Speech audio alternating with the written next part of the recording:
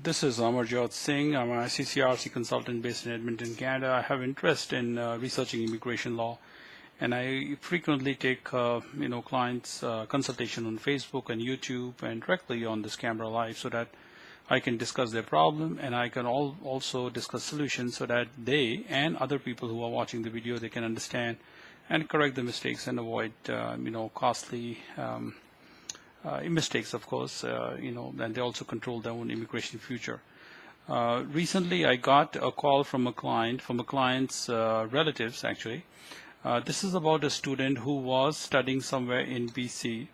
After graduating, they had completed, but they had missed the 90-day deadline to apply for postgraduate work permit.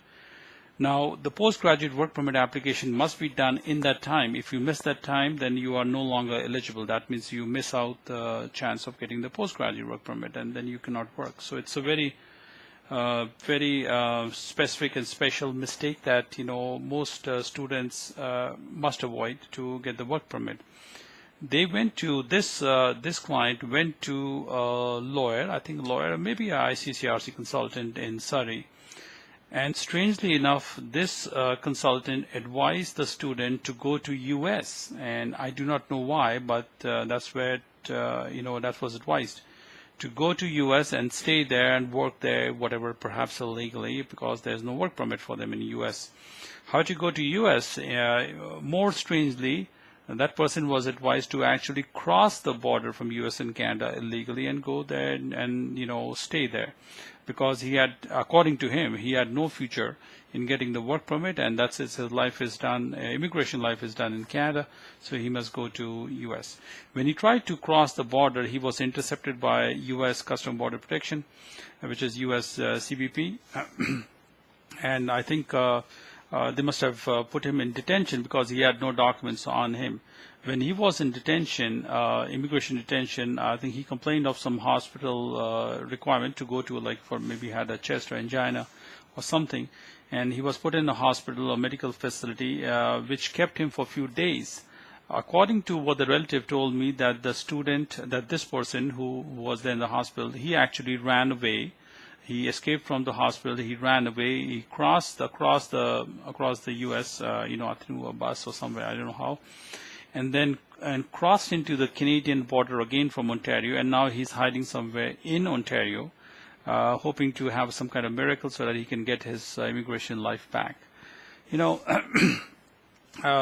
So strange is the story that it's unbelievable that somebody who is a practicing immigration consultant would advise somebody to cross the border, and for what effect? Even if he had the U.S. visa, what was the point of actually going to U.S. if the postgraduate work permit deadline is gone?